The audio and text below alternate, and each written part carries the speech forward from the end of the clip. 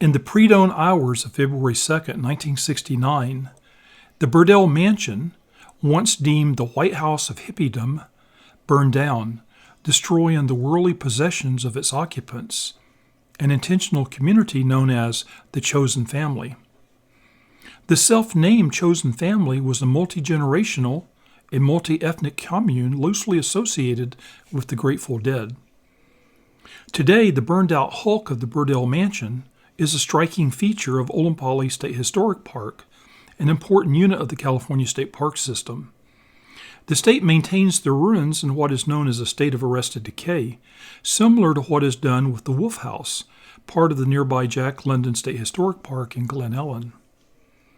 In January of 1981, as a newly hired state archaeologist, I was tasked with helping prepare the inventory of features for what was about to become a brand new state park. Back then, Olompali was known to the state as the Rancho Olompali Project. Along with several assistants, I spent weeks walking every square foot of the 760-acre property and recording every cultural resource to be found. That included various archaeological sites and quite a few historic structures. During my initial survey, I noted the archaeological significance of the Burdell Mansion's fire debris. It was literally filled with the remnants of the household goods and personal possessions of the commune members. That included 94 of their vinyl records.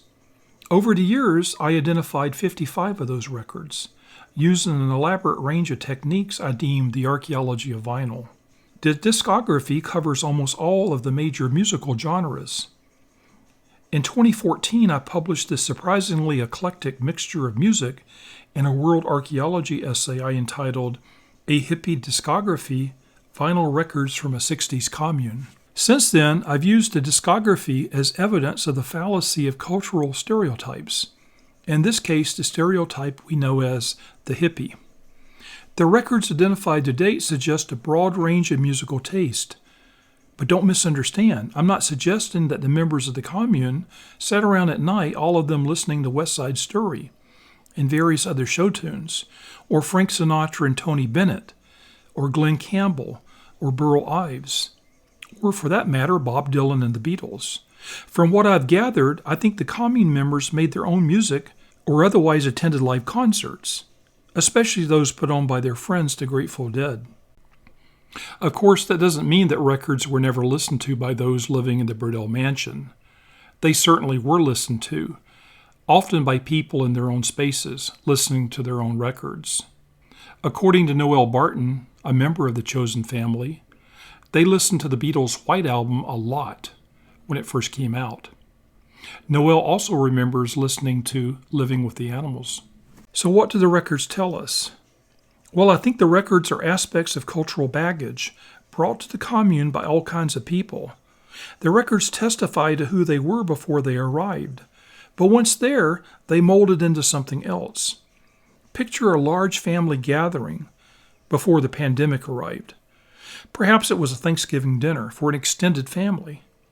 If you were to examine the contents of everyone's purse or backpack, suitcase or wallet, you'd likely find some true cultural baggage in terms of the diversity of fashion styles, electronic devices, and credit card preferences, and so forth. And should you examine the music on their smartphones and iPads, well, depending on the gathering, you might find a collective discography similar to what I found at Olompali.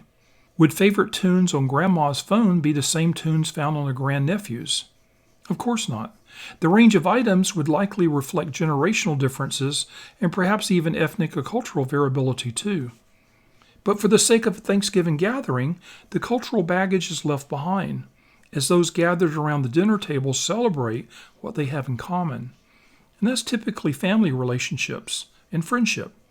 The Chosen Family was like that too.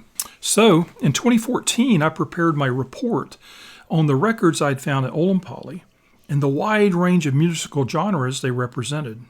A year later, while I was inspecting the ruins of the Burdell Mansion, I stumbled upon the severely burned and rusted remains of a turntable and tuner in an area that had once been the Chosen Family's living room. The turntable held the molten remains of a 33 1/3 RPM vinyl record. quite likely the last record ever played in the so-called White House of Hippiedom. I decided to collect a turntable for further study. I assumed that it would be impossible to identify the record still adhering to the turntable, as it was little more than a melted blob of vinyl. But at the urging of a colleague, I decided to go ahead and try to see if I could identify it. Using a kitchen spatula, I carefully removed the disc from the turntable and then flipped it over just like I would a pancake for a closer inspection of the other side. The turntable had a small rubber mat that the record had rested on while being played. It surrounded the turntable's center spindle.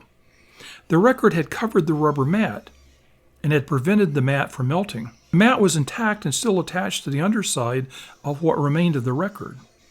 I removed the mat, and I was delighted to discover the remnants of a record label, still readable, which somehow had been protected by the melted vinyl on one side and the rubber mat on the other.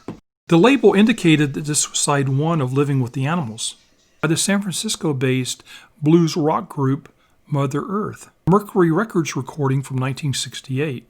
Because side 1 was found face down on the turntable, side 2 would have been the last side played. Those listeners who are old enough to have used a turntable will likely understand what I'm saying. The final track on side 2 was The Kingdom of Heaven is Within You, a pleasant-sounding instrumental that's still easy to listen to. That means that The Kingdom of Heaven is Within You was probably the last song heard in the Burdell Mansion prior to the fire that destroyed it.